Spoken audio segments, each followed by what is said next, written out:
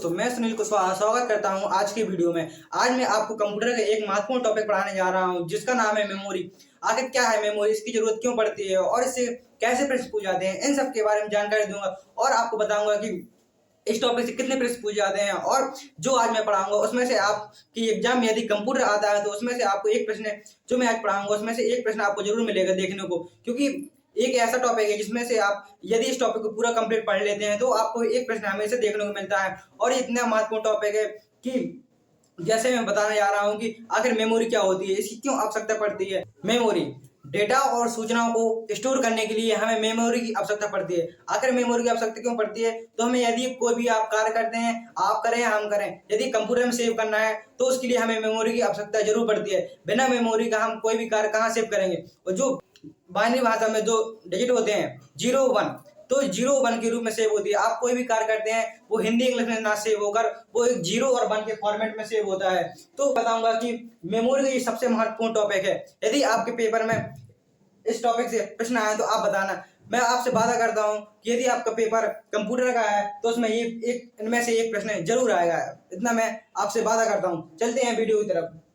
तो आखिर small B और कैपिटल बी में क्या अंतर है। स्मॉल बी बराबर होता है बिट और कैपिटल बी बराबर होता है बाइट। आप कहीं भी देखें तो स्मॉल होता है वो बिट होता है और कैपिटल बी होता है उसको बाइट कहते हैं।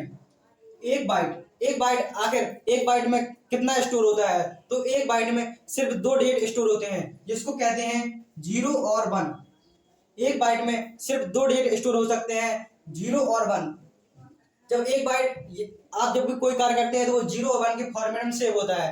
तो आप देखेंगे कि यदि आपकी एक बिट का मेमोरी है तो आपका सिर्फ 0 और 1 स्टोर होगा और वो इससे बड़ा होगा तो हटा देगा। तो इससे बड़ी के लिए आप देखेंगे एक नेवल बराबर होता है 4 बिट। तो जब आपका डेटा जैसे ही बढ़ता जाएगा तो आपको और बड़ी से बड़ी मेमोरी की आवश्यकता पड़ती जाएगी। तो एक नेवल बराबर होता है 4 बिट।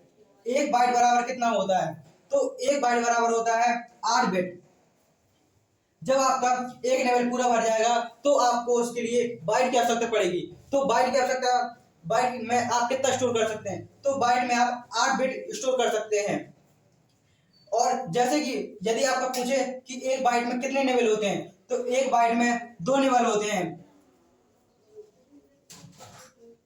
एक बाइट में 2 नेवल होते हैं क्योंकि एक नेवल बराबर होता है 4 बिट। एक नेवल बराबर होता है 4 बिट, तो 2 नेवल बराबर हो जाएगा एक बाइट के। और 1 केबी, 1 केबी जब आपका बाइट भर जाएगा तो उसके बाद आपको केबी की आवश्यकता पड़ेगी। तो 1 केबी बराबर होता है 1024 बाइट।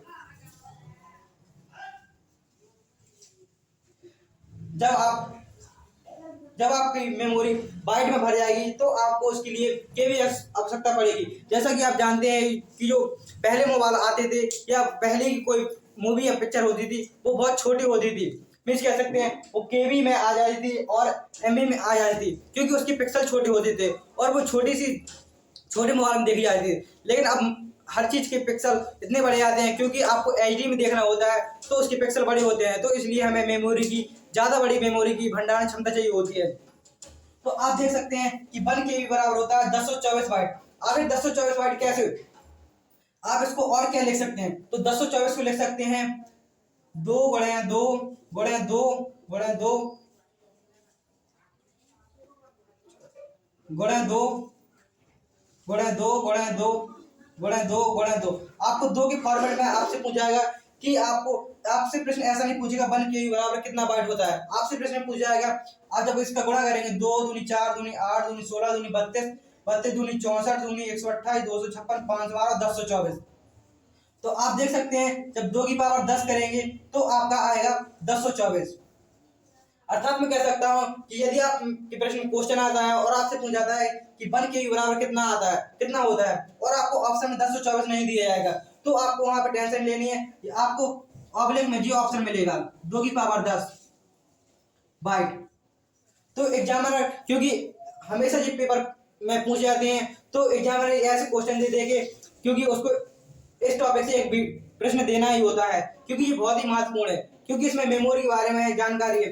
तो आपसे ये पूछेगा 1 KB बराबर कितना बाइट होता है, तो आपको ऑप्शन में 1024 न देकर आपको देगा 2 की पावर 10 बाइट। और आपको यदि इसके बारे में जानकारी नहीं है तो आप इसका आंसर गलत लगा देंगे, क्योंकि आप देखेंगे कि 1 KB बराबर 1024 होता है और आपको 1024 में नहीं देखेगा, तो आप इसमें जो नन ऑफ दीज होता है 14 ऑप्शन, आप उसमें उसको लगा देंगे और आपका आंसर गलत हो जाएगा। अब इसके बाद आपको 1 KB हो गई है। 1 KB एक बहुत ही छोटी मेमोरी होती है। इसके बाद आप चलते हैं केबी के बाद एमबी आता है। 1 MB में कितना होता है? 1 MB में 1024 केबी। केबी मतलब होता है किलोबाइट। किलोबाइट। जब आप देखेंगे कि 1 KB में होता है 1024 बाइट। 1024 बाइट बराबर होता है 2 की पावर 10 बाइट। तो 1 MB में कितने, आपको ये दिया है किलोवाट में, केबी में, तो आपसे पूछेगा कि 1 MB में कितने बाइट होते हैं। तो आपको बाइट निकालने के लिए, जैसे कि 1024 बाइट बराबर होते हैं 2 की पावर 10, तो 2 की पावर 20 बराबर आपको 1024 गुणे 1024 आप करेंगे तो आपका 2 की पावर 10 और 2 की पावर 10, इसको आप लिख सकते हैं 2 की पावर 10 गुणे 2 की पावर 10। आप जानते हैं गुणा में घातें जुड़ती हैं, तो आपको 200 2 की घातें 20। आखिर आप कह सकते हैं कि 1 MB बराबर 2 की पावर 20 बाइट। आपको प्रश्न में, क्योंकि एग्जामिनर भी जानता है कि आप इनको बिल्कुल रटे हैं कि 1 MB बराबर 1024 KB होता है, लेकिन आपसे पूछेगा कि 1 MB बराबर कितने बाइट होता है, तो 1 MB बराबर होता है 2 की पावर 20 बाइट। आगे चलते हैं जीबी। आपने इसका बहुत ही यूज सुना होगा क्योंकि आपको डेली 1 GB या 1.5 GB या 2 GB डेटा मिलता है। जब आप रिचार्ज करते हैं तो आपको डेली का 1 GB 1.5 GB जैसा आप रिचार्ज करेंगे तो वैसे ही आपको डेटा मिलता है। तो इसको सबको जानता है कि MB GB क्या होता है। तो 1 GB बराबर होता है 1024 MB। MB होता है MB होता है मेगाबाइट।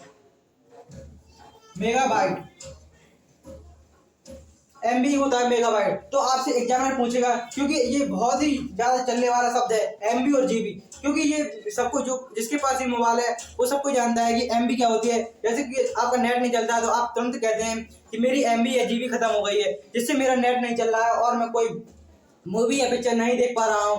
तो आपसे एग्जामिनर पूछेगा कि 1 GB बराबर कितना बाइट होता है, तो आप देखेंगे कि 1024 इसमें भी आ गया, और जैसे जैसे बढ़ते जाएंगे तो आप इसमें लिखेंगे 2 की पावर 30 बाइट।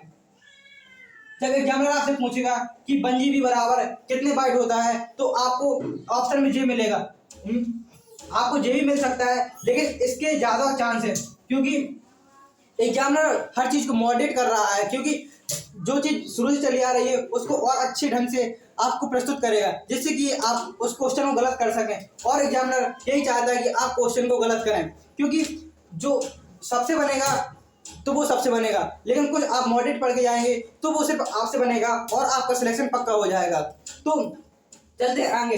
तो 1 GB तक तो सबको याद होता है। तो उसके बाद चलते हैं 1 TB। टीबी क्या होता है, एक टीबी कैसे बनता है?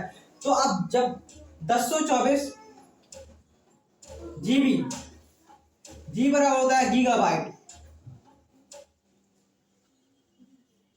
1024 गीगाबाइट। जब आपकी 1024 GB हो जाएगी तो उससे आपकी मिलकर एक टीबी बनेगी, क्योंकि जो बड़े बड़े कार होते हैं, जैसे कि अपने मोबाइल में आपकी स्टोरेज आती है कि ये 1 GB 2 GB जैसा कि स्टोर आता है, लेकिन जो बड़े बड़े कार होते हैं उसमें हमें बड़ी मेमोरी की आवश्यकता पड़ती है। तो 1024 GB बराबर होता है 1 TB। 1 TB में आपके कितने बाइट होता है? तो 1 TB में 2 की पावर 40 बाइट होता है। जैसे जैसे नीचे बढ़ता जाएगा ऐसे ही 2 की पावर की घात 10 आगे आगे जुड़ती जाएगी। जैसे आपने देखा कि 1 KB बराबर होता है 2 की पावर 10 बाइट। 1 MB बराबर होता है 2 की पावर 20 बाइट। 1 GB बराबर होता है 2 की पावर 30 बाइट। 1 TB बराबर होता है 2 की पावर 40 बाइट। इसका पीबी होता है पेटाबाइट। तो पेटाबाइट कितना होगा? 1024 टीबी। जब आपके 1024 टीबी मतलब टेराबाइट हो जाएंगे तो आपका एक पेटाबाइट बनेगा। मीन्स आपको एमबी से बड़ा जीबी हो गया, जीबी से बड़ा टीबी हो गया, आपको और ज्यादा क्षमता चाहिए स्टोर करने की तो आपको पीबी की जरूरत पड़ेगी। पी मतलब होता है पेटाबाइट। जब आप 1024 आपके टेराबाइट हो जाएंगे तो उसके बाद आपका पेटाबाइट आएगा। तो इसमें होता है कि 2 की पावर 50 बाइट, इसमें आप 2 की पावर 50 बाइट तक का स्टोर कर सकते हैं। इसके बाद जब आपका पेटाबाइट भर जाएगा तो आपका आएगा एक्जाबाइट। एक्जाबाइट में कितना स्टोर होता है तो 1024 पीबी पेटाबाइट। जब आपका 1024 पेटाबाइट हो जाएगा तो आपका 1 एक्जाबाइट हो जाएगा। 1 एक्जाबाइट में कितना होता है तो आप देखेंगे कि 10 की घातें बढ़ रही हैं, 2 की पावर 60 बाइट। तो 1 एक्जाबाइट बराबर, आपसे एग्जाम में पूछेगा कि 1 एक्जाबाइट बराबर कितना होता है तो 2 की पावर 60 बाइट होता है। जैसा कि एग्जाम में पूछा जाता है यहां से लेकर शुरू से बेट नेवल बाइट केबी एमबी जीबी टीबी पीबी, यहां तक आपके प्रश्न बहुत ही ज्यादा पूछ जाते हैं, क्योंकि जीबी के बाद टीबी पीबी ईबी, ईबी मतलब गीगाबाइट टेराबाइट पेटाबाइट एक्जाबाइट, यहां तक के प्रश्न ज्यादा पूछ जाते हैं। जैसे कि आपके एग्जाम में और ज्यादा ही एक्सपर्ट क्वेश्चन आते हैं तो आपको इन नीचे के से प्रश्न पूछेगा, क्योंकि इतना तो स्वाभाविक होता है कि सबको जानता है, लेकिन आपसे एग्जाम में जब गहराई से क्वेश्चन पूछता है तो आपको यहाँ से नहीं नीचे से पूछता है कि स्टूडेंट को उसके बारे में पूरी जानकारी है या नहीं। तो जब एग्जामिनर पूछेगा आपसे कि 1 जीबी क्या होता है तो आप Z1 जेड क्या होता है, जेड होता है जेटाबाइट। जब आप एमबी जीबी पढ़ लेंगे और आप यहाँ तक देख लेंगे तो आप जैसे एग्जामिनर पूछेगा कि सबसे बड़ी मेमोरी क्या होती है, आपने ऑप्शन देखे केबी एमबी जीबी टीबी पीबी, आपको याद है कि पेटाबाइट तक होता है, लेकिन यदि एग्जामिनर ने ऑप्शन दे दिया जेटाबाइट और योटाबाइट तो आपको इस बारे में जानकारी ही नहीं होगी तो आप तुरंत ऑप्शन लगा देंगे कि सबसे बड़ा पेटाबाइट होता है, जो आपका आंसर गलत हो जाएगा। इसलिए पूरी एमबी मेमोरी की जानकारी होनी चाहिए। तो 1 जेडबी जेटाबाइट, 1 जेडबी जेटाबाइट क्या होता है तो जब आपके 1024 एक्जाबाइट हो जाएंगे तो आपका एक जेटाबाइट बन जाएगा। 1024 एक्जाबाइट मिलकर एक जेटाबाइट बनाते हैं। 1024 एक्जाबाइट बराबर होता है 2 की पावर 70, 2 की पावर 70 बाइट। जब आपका 2 की पावर 70 बाइट आपको एग्जामिनर में पूछेगा, एग्जामिनर सबसे पसंद है क्वेश्चन, आपको पूछेगा 2 की पावर 70 बराबर क्या होता है, कितनी कौन सी मेमोरी आई, कितना बाइट होता है। तो एग्जामिनर आपसे पूछेगा 2 की पावर 70 बाइट, 2 की पावर, यदि आपको जानकारी नहीं है तो आपको याद करने आप देखेंगे ये क्या हो, 2 की पावर 70 बाइट क्या होगा, तो आपको देखना है 2 की पावर 70 आपको याद करना, 2 की पावर 70 लगाओ तो आपको तुरंत जेटाबाइट कर देना है। 2 की पावर 70 जेटाबाइट हो गया। और उसके बाद जब आपका जेटाबाइट भर जाएगा तो उसके बाद आएगा योटाबाइट। योटाबाइट बराबर होता है 10 की पावर 1024 जेटाबाइट, 1024 जेटाबाइट। जब आपका जेटाबाइट भर जाएगा तो आपका 1 योटाबाइट आएगा। एक योटाबाइट बराबर होता है 1024 जेटाबाइट। ये मेमोरी की इतनी बड़ी क्षमता होती है, जैसे कि बड़े बड़े संस्थान होते हैं और उनमें बहुत ज्यादा मेमोरी की आवश्यकता पड़ती है तो उनमें इन मेमोरी का यूज किया जाता है। तो एक योटाबाइट बराबर कितना होता है तो एग्जामिनर आपसे पूछेगा कि एक योटाबाइट बराबर कितना होता है। आपको तो पता है 1024 जेटाबाइट होता है, लेकिन शायद आपको ये नहीं पता कि एक योटाबाइट बराबर होता है 2 की पावर 80 बाइट। एक योटाबाइट बराबर होता है 2 की पावर 80 बाइट। योटाबाइट ये सबसे ज्यादा महत्वपूर्ण है क्योंकि इनका शॉर्ट फॉर्म नहीं होता है, क्योंकि ब्रॉन्टा और जियोटा ये सबसे बड़ी मेमोरी होती है। कोई भी बहुत बड़ा संस्थान हो तो वहां पे इन मेमोरी की उपयोग किया जाता है, क्योंकि ये मेमोरी इतनी बड़ी होती है कि इनको बहुत ही ज्यादा विशाल भंडारण क्षमता की जब होता है तो उसको ही स्टोर कर सकते हैं। मीन्स कह सकते हैं जब बहुत ही ज्यादा भंडारण क्षमता हो तभी इनका यूज किया जाता है। ये कुछ महंगी भी आती हैं, इसलिए इनको खरीदना भी काफी मुश्किल होता है। जिसके पास ज्यादा भंडारण क्षमता होती है वही इन सब चीजों को यूज करता है। बकाया तो आप भी जानते हैं केबी एमबी जीबी ये बहुत ही बड़ी स्टोरेज होती है।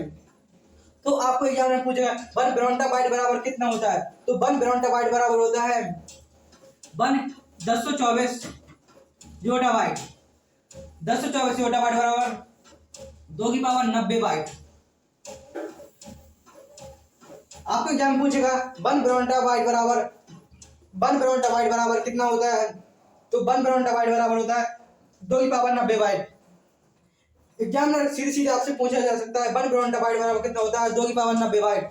और 1 जियोटा बाइट जीरो बाइट, तो 1 जीरो बाइट होगा 1024 ब्रोंटा बाइट।